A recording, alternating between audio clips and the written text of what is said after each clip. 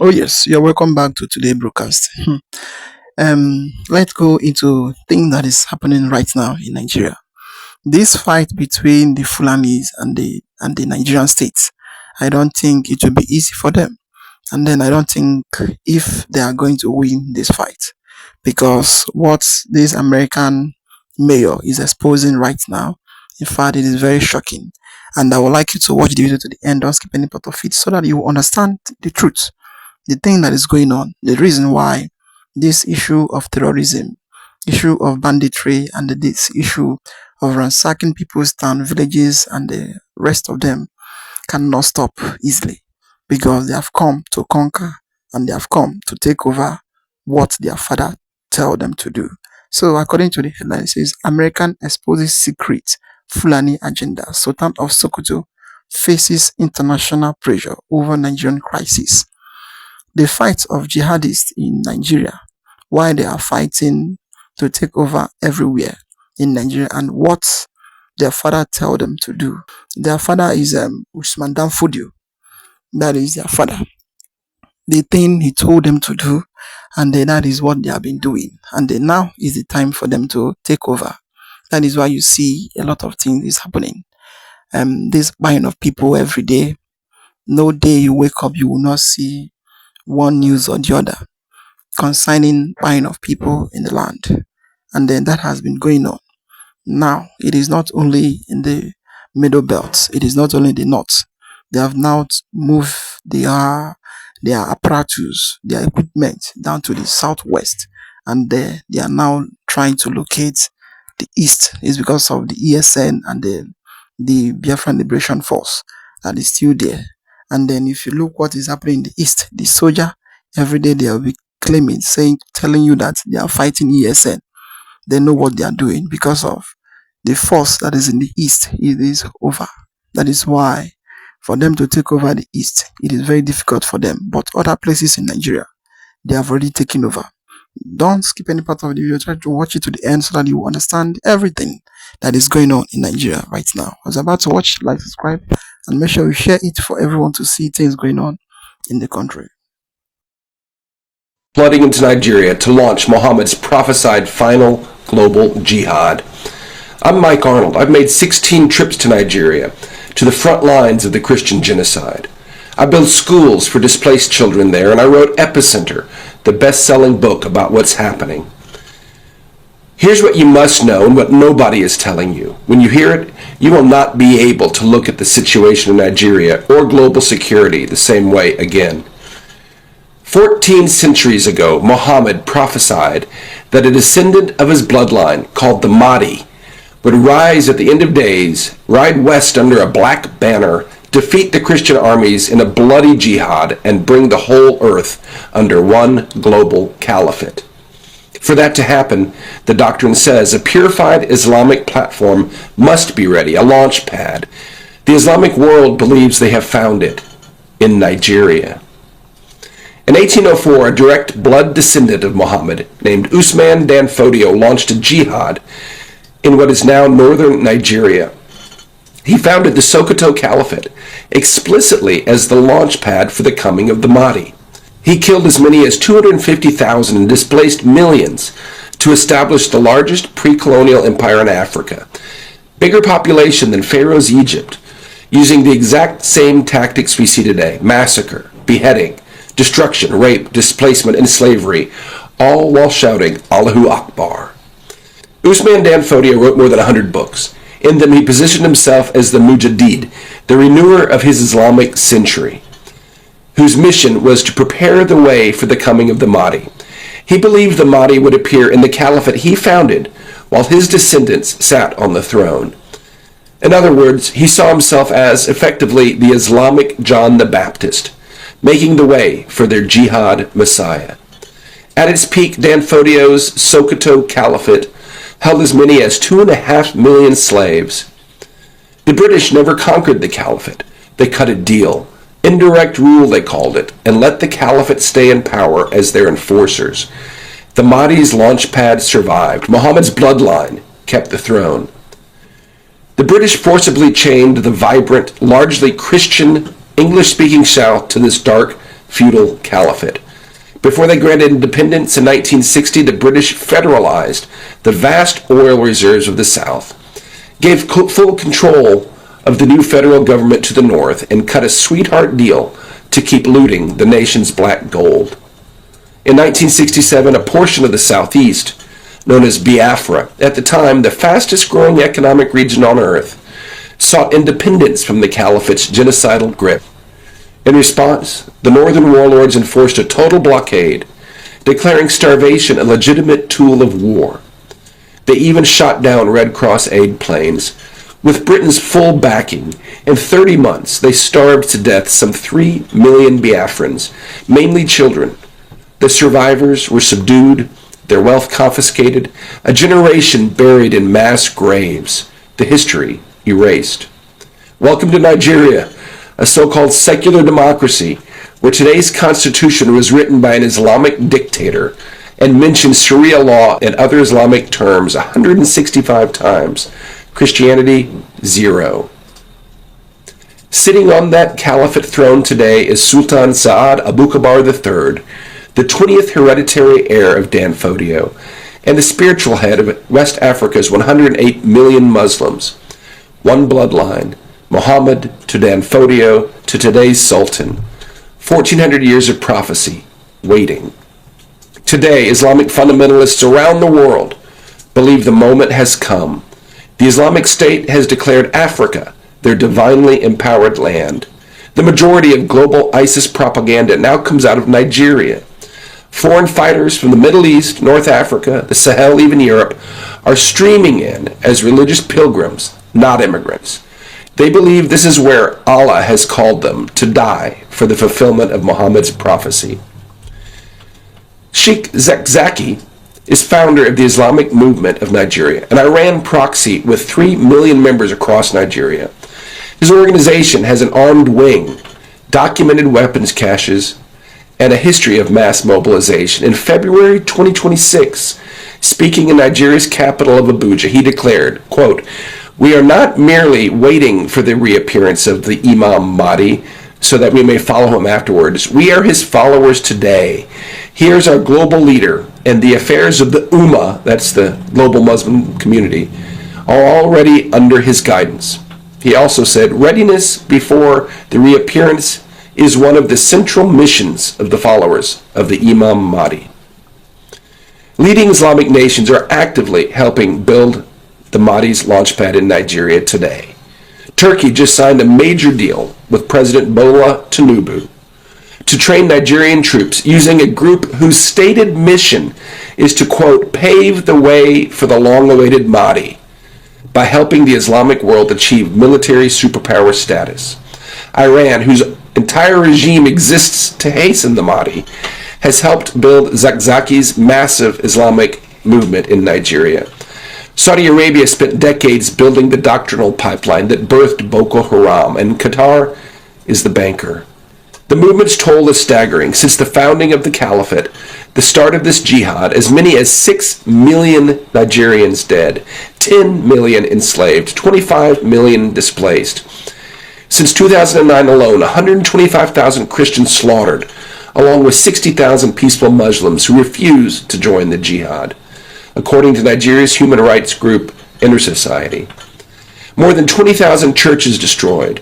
Today, 80% of all Christians killed worldwide for their faith are killed in Nigeria, most by jihadis from the same tribe, same caliphate, same prophecy, using the exact same tactics Dan Fodio used 222 years ago.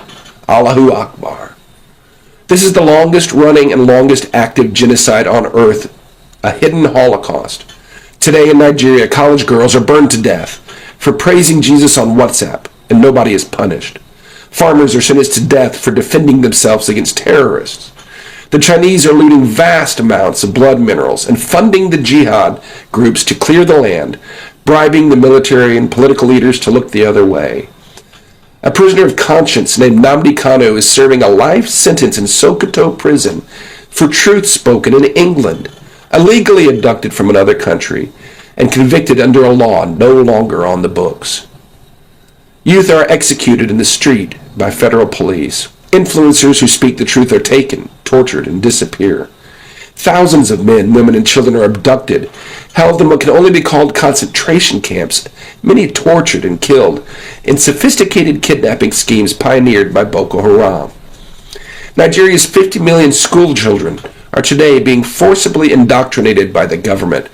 The man in control of the nation's curriculum, from preschool through college, is the world's leading expert on the Islamization of knowledge, and he considers it an intellectual jihad.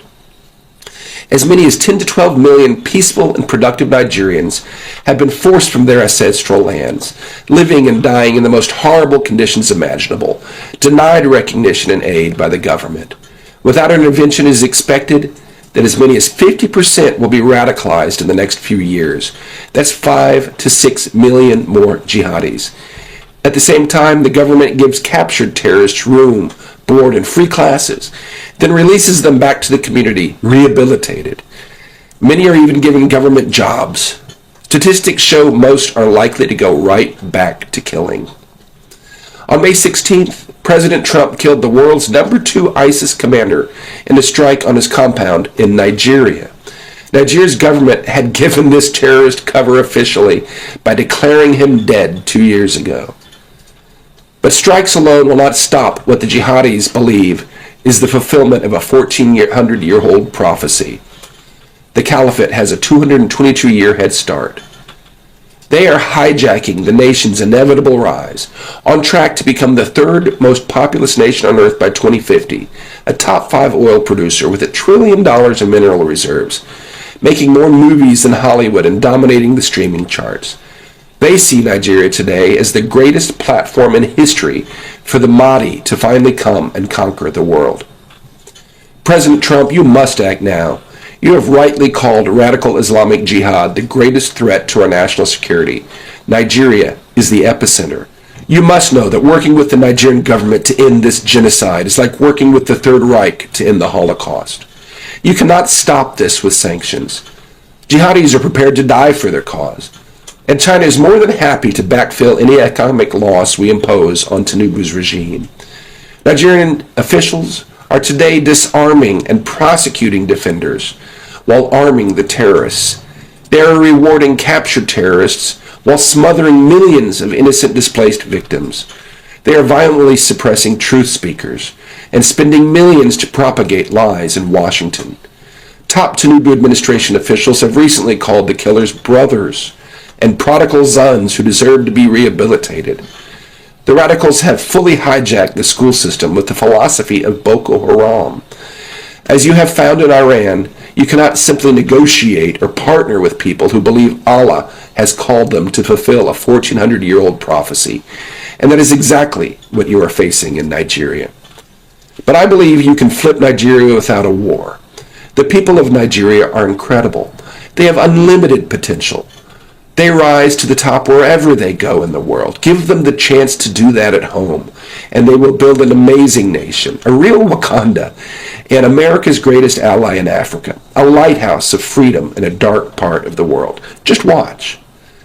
President Tinubu is guilty of genocide today for his denial of recognition and aid to the displaced citizens. Indict him, arrest him. The Sokoto Caliphate must be investigated as a terrorist sponsor and dealt with accordingly.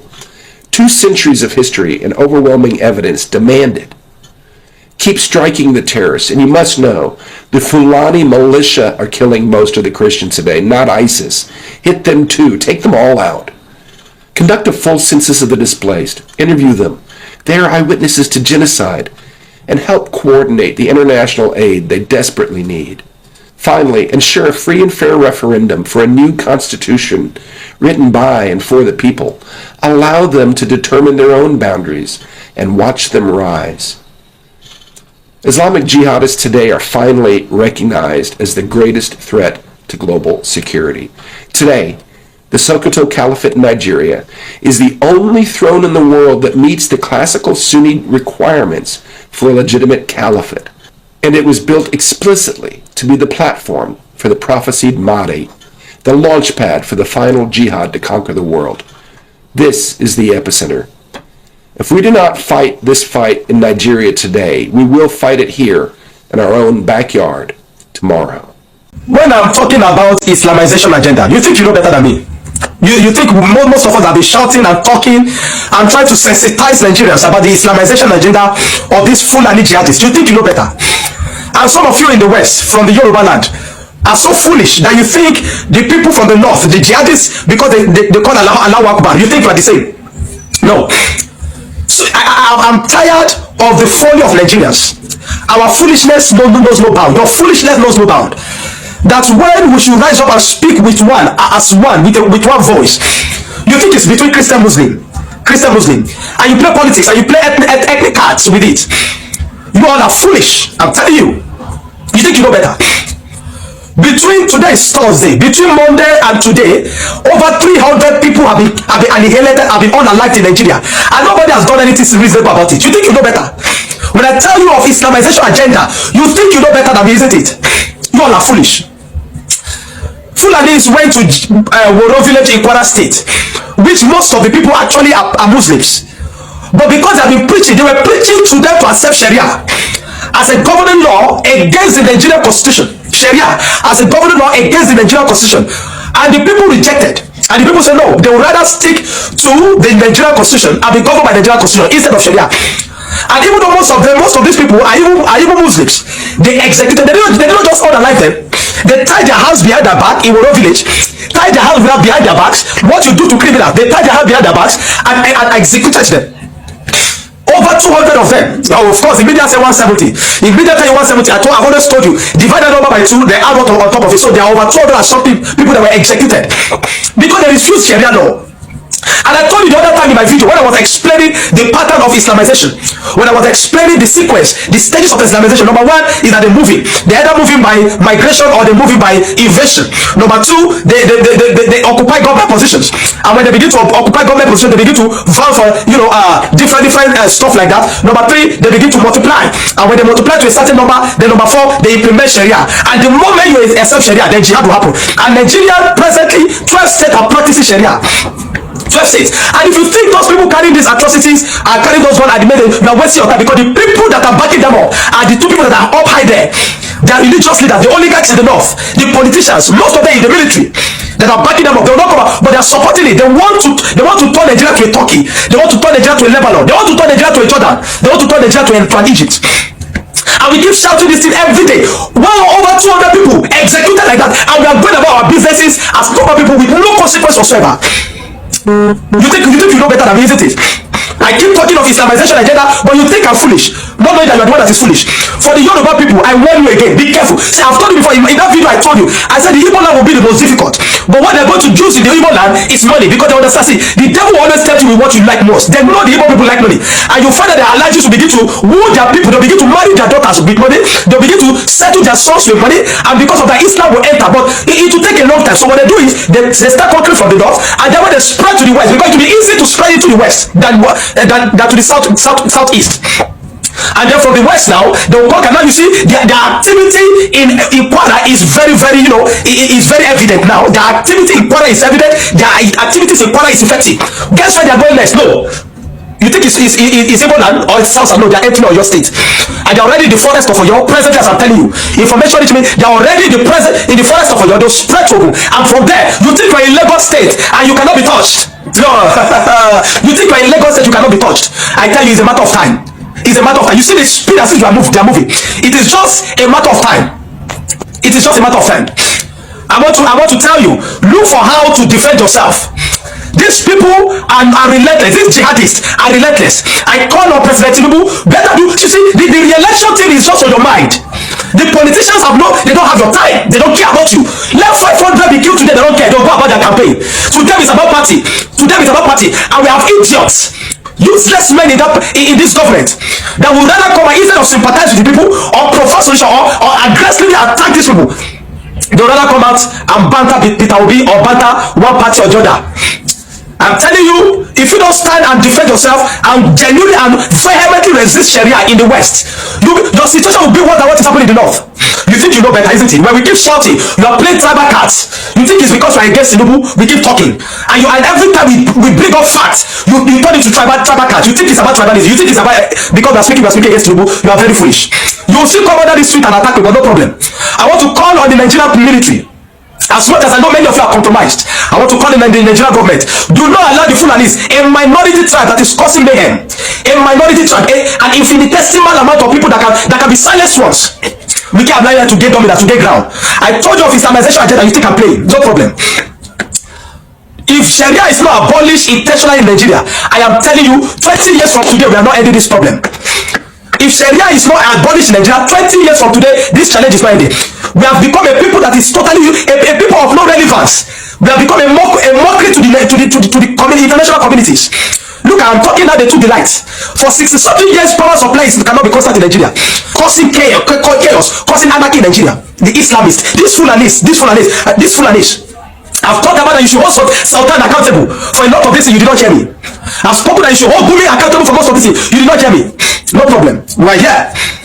I want to all I'll keep saying is that the church must rise up to begin to defend itself. Because if they can do that to a community that are even with Muslims, simply because they rejected Sharia, how do you think it will be for Christian communities? If we don't rise up and begin to initiate the Crusader program gradually at this time, to begin to raise people, security networks for the church that will defend Christians in the Christian communities. If you think this is ending anytime soon, you are wasting your time. This what we are going to is not ending anytime soon. It's not ending anytime soon until you meet their nonsense, their stupidity with a higher level of violence. Until you meet their violence with a higher level of violence before they run away. They will never stop as much as we keep negotiating. We see about how many over 100 people that were kidnapped from the church. They are still there. Entering to the church with such audacity and kidnap people, they are still there. If you think this is ending anytime soon, you're wasting your time. If we don't rise and begin to meet their nonsense, their foolishness with a higher level of violence, 20 years from today, 30 years from today, we are not ending this. And I've told you, Nigeria will never be Islamized. We will rather divide. After all, I've said it over and over. This marriage, this entity called Nigeria is a scam. We have been deceiving ourselves for too long. Nobody wants to say, even though many of us know, nobody wants to say it's a scam. If we don't rise up, these guys are not relenting. They will continue to labor to ensure that they bring Nigeria to a Turkey or to a Lebanon state, and we will not permit that. We will never divide. The church must rise up at this time. All those nonsensical compromises are trying to be diplomatic. These people are not diplomatic with you. They are the ones that want to be diplomatic. Oh yeah, now, no problem. We will keep speaking. What we will not do again is to be silent. Oh yes, that is it. You all have heard it from this American mayor, Michael Arnold, and then also this is our brother from Nigeria that always speak the truth, that always tell you what is really coming. And that same thing is what Mazam Kano saw and start saying. But due to Nigeria is a dark country, a very black country. When they say black, in fact, the black is in the heart. It is beyond compare. It is beyond charcoal. That is the type of heart the leaders in this country have. They will see the light. They will never tell you, yes, this is the truth. Because of it favors them. And because of they want to be in power forever. Then they will start manipulating things, turning things left and right, and claiming that he's agitating for buying up people, he's agitating for war, without looking straight to what he's saying. In fact, a lot is going on in Nigeria. Everything you are seeing here, it is the truth. That is the truth. There is no any issue of is giving us lies or where is the evidence. What Michael Arnold wrote in his book, if you can see his book or you download it online, everything is there. Then you go for research, everything is there. This plan of jihadist, they have already planned it for many years ago for them to conquer the nation. But during the war, it's like the Britain, when they are fighting, they take over. But what is there is that they did not take over their Sokoto Caliphate. The Sokoto Caliphate keep moving on to date. That is why they have been trying to take over the whole nation. In fact, just listen to this man, what he explained concerning this issue of terrorism going on in the land. Bandits are at the edges Yes. of Yoruba land. Yes. Bandits are conquering territories. Yes. Kwara is under siege. Yes. What's going on? Honestly, I didn't expect that I will have to comment or discuss the current government or what is going on under the watch of Tinubu. For two reasons. One, very personal, and second, philosophical. Maybe sometimes you get to a stage in your understanding of people and events that you think commenting or talking about them will be a waste of time. I mean, you have somebody who is probably defecating on the streets or urinating about this, and you know that more than 1,000 people have told him, stop urinating here, and the person continues. So you, as a wise elder statesman, you don't want to comment on that anymore, because what do you want to say that is going to be different from what 1,000 people have said, and there's been no change? But I respect you as an intellectual broadcaster, and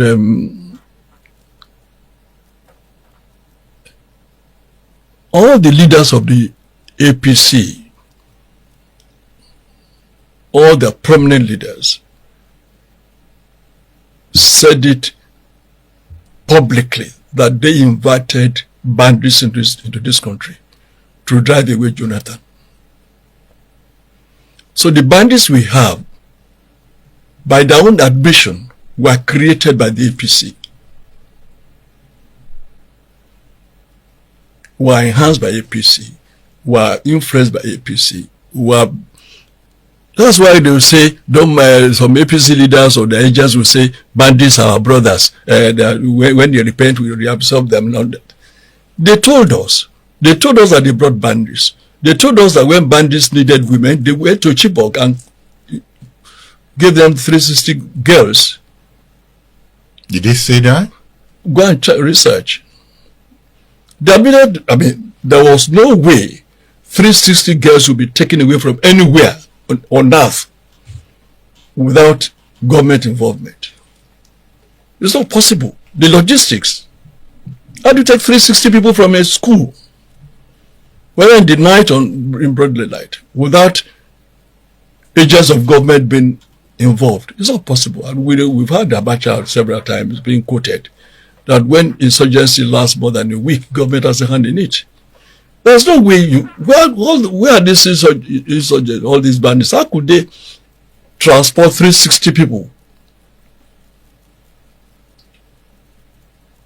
How could they? The buses, the whatever, the logistic. Where would they take them to? How would they feed them? How would they close them? It's just not possible for a small organization like bandits to take 360 people. So it was facilitated by people in power. There's no doubt about that.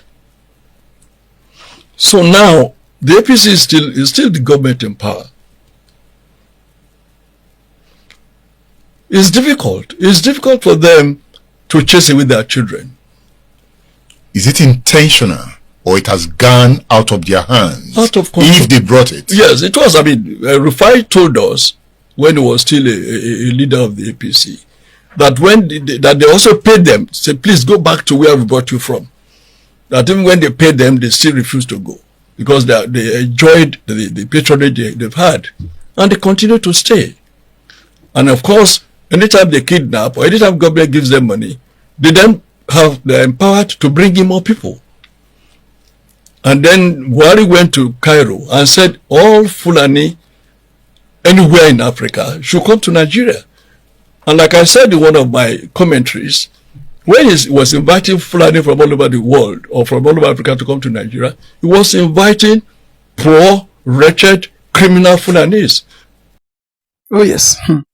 I hope you all have heard it from this our elder statesman. I know some people may be thinking that Michael Arnold is not a Nigerian, he's an American man.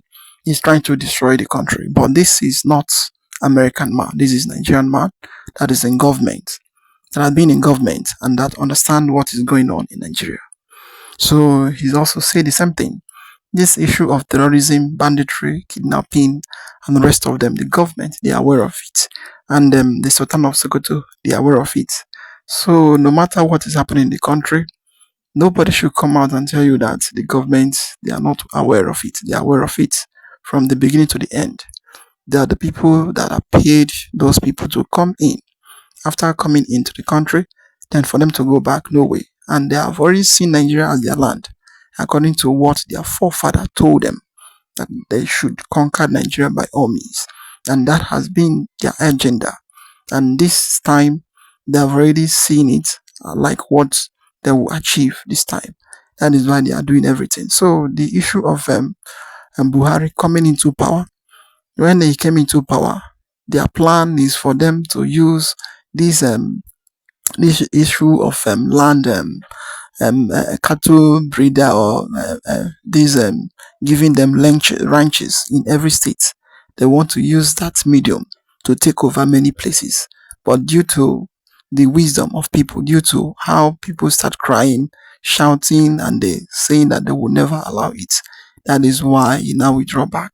And he have already seen that his tenure has already finished. Then he don't know what else to do. He now take it over, give to Tinubu. And Tinubu himself, because of the plan, because of the deal, because of what they already signed and give to him. That is why you see people like Shegumi ranting every day, doing everything without asking me any questions. And you see person like Sultan of Sokoto, no matter what happens in the country, he will never speak. Reason, because of they are the people that's leading the country. They are the kakus that is leading this country. So nobody else should tell you that Tinubu is aware of what is happening. All those things that is happening, it is a written document handed over to him by Buhari. So, and their plan is for them to conquer everywhere. Yoruba has already gone. Like this, our elder statesman already said it. Kwara is gone. Ondo gone. Many places in the west is gone. And they are now trying to look into the east or into the south. But what is there that they don't know how to penetrate because of this issue of Muslim. There is nothing like Muslim in the east apart from those people that is Olonga truths. They will kill them. That is trying to join Islam. After joining them now, the next thing they will tell you that they have already accepted their brother from the north or from the Fulanis. Then they will now use that medium to enter. But we believe that will never happen. Well, I would like to hear your comment down below. What do you think about the thing going on in the east in Nigeria? Like, subscribe, and share it for everyone to see things going on in the country. We say thank you for watching.